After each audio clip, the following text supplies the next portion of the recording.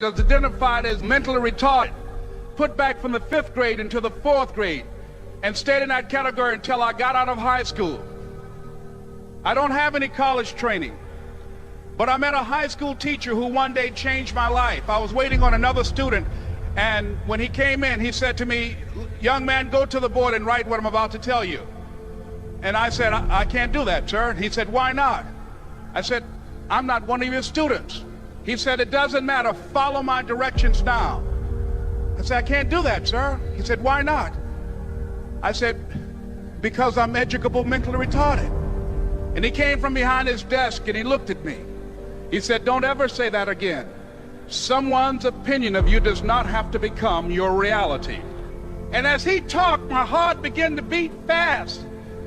Tears began to run down my eyes, and I was in the back just listening to him, because the speech he was giving, that speech was for me.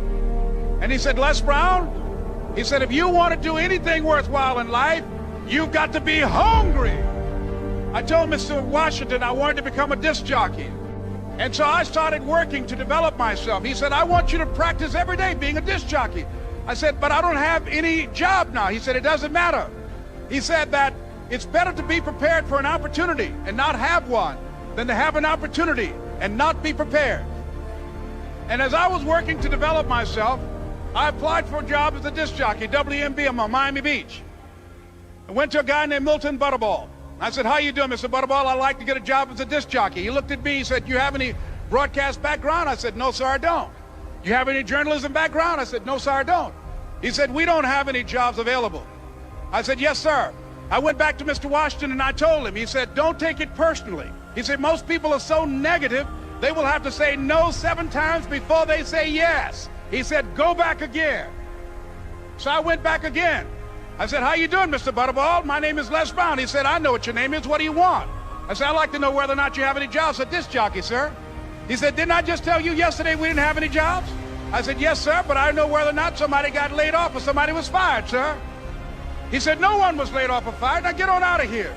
I came back the next day like I was seeing him for the first time. I said, "Hello, Mr. Butterball, how are you?"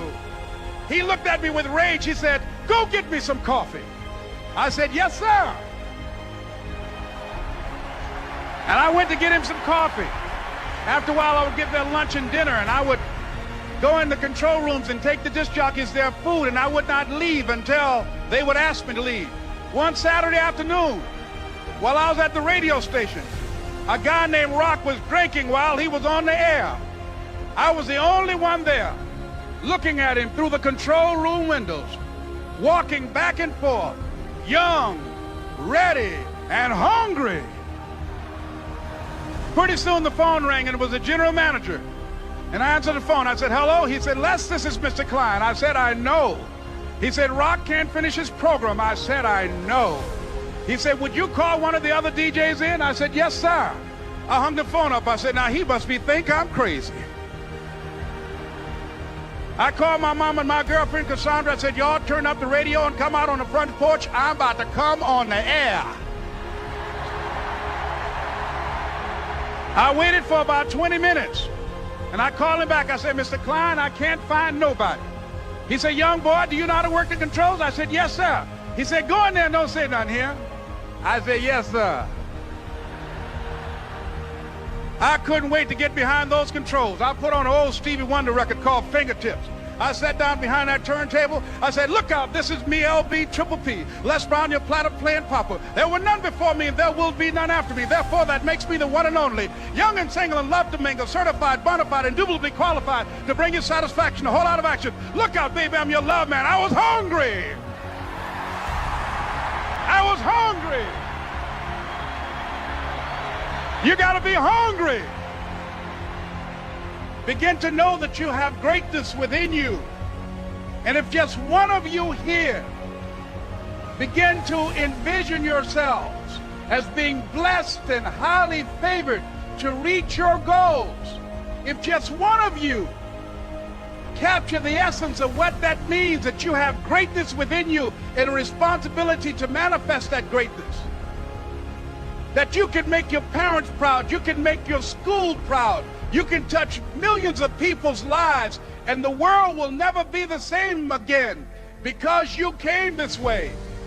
It was hard, ladies and gentlemen, coming to speak to people. And I was facing financial difficulties in my own life. I was behind on my bills and my dreams, and I'm saying to them, you can live your dream. It was hard, ladies and gentlemen. It was very difficult to pick myself up each day believing that I could do it. There were times that I doubted myself. I used to ask myself, can I do this? And something said within me, you're the one. Don't give up on your dream. By continuing to push forward, by continuing to run toward my dream, that one day I would have my own talk show. It's a long shot, ladies and gentlemen, from Liberty City, an abandoned building on a floor, never knowing my mother or father. It's a long shot.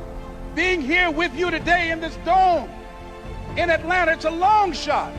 No college training, labeled educable, mentally retarded, but I kept